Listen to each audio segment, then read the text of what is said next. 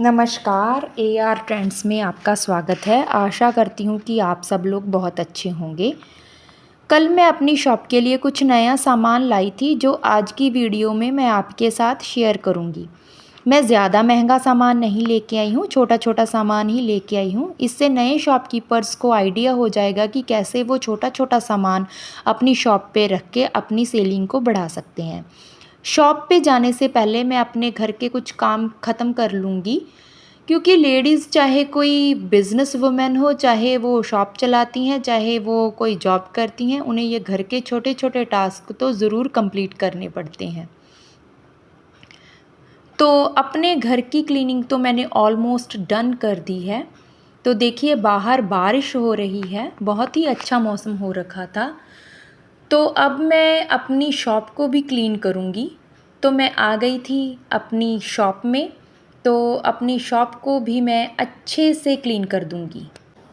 अपना हुलिया तो मैं बाद में संवारूँगी, पहले मैं करती हूँ अच्छे से काउंटर को क्लीन, क्योंकि विज़िबिलिटी पर आप ज़रूर से ध्यान दें, क्योंकि ये माना जाता है कि शॉप में जो दिखेगा वो ही बिकेगा। क्योंकि जो कस्टमर को चीज़ दिखती है वो पसंद आती है तो कस्टमर उसे झट से ले जाते हैं। इसीलिए अपनी शॉप पे ज़्यादा से ज़्यादा चीज़ों को विजिबल करके रखिए। शॉप पे क्लीनिंग का ख़ास तौर से ध्यान दीजिए। क्लीनिंग के साथ साथ ऑर्गेनाइजिंग भी शॉप के लिए ज़रूरी है, क्योंकि अगर आपकी शॉप पे चीज़ें ऑर्गेनाइज होंगी तो ही आप अपने कस्टमर को झट से चीज़ दे सकते हैं। अगर आपकी चीज़ें आपको ढूँढने पर भी नहीं मिलती हैं तो इससे आपकी सेलिंग पर बहुत ज़्यादा अफ़ेक्ट होता है, कस्टमर वापस चला जाता है और आगे जाके वो 10 लोगों को ये बताता है कि भाई मैंने उससे ये चीज़ मांगी और उसे अपनी ही दुकान से वो चीज़ मिली ही नहीं। तो इस चीज़ का आप ख़ास तौर से ध्यान रखिए।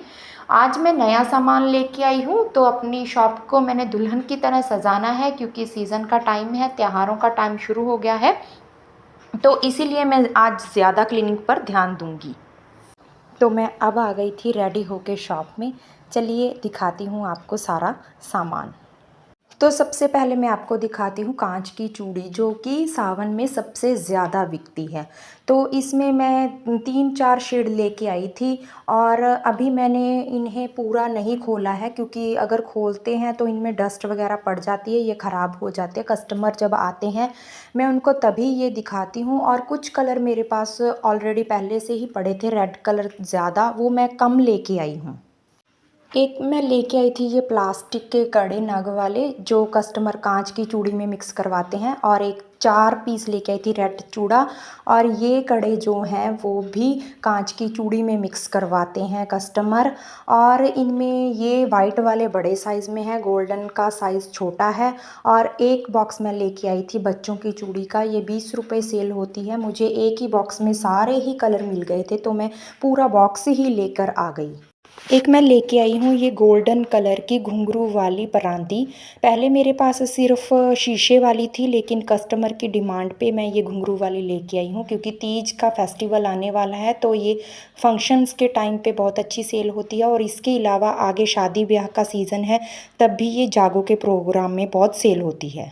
एक मैं लेके आई थी लिपस्टिक और नेल पेंट।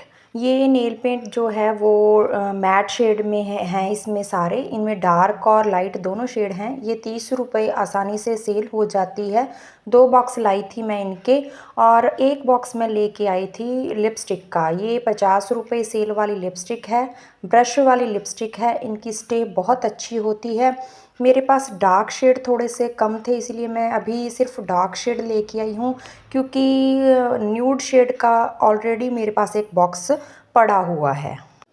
ये हल्की रेंज के चश्मे हैं, जेंट्स और बच्चों के हैं ये। मैं पहली दफ़ा अपनी शॉप पे लेके आई हूँ, इसलिए देखते हैं ये लॉस देते हैं या प्रॉफिट। इनमें मार्जिन आप आर्टिफिशियल ज्वेलरी की तरह अपने हिसाब से सेट कर सकते हैं।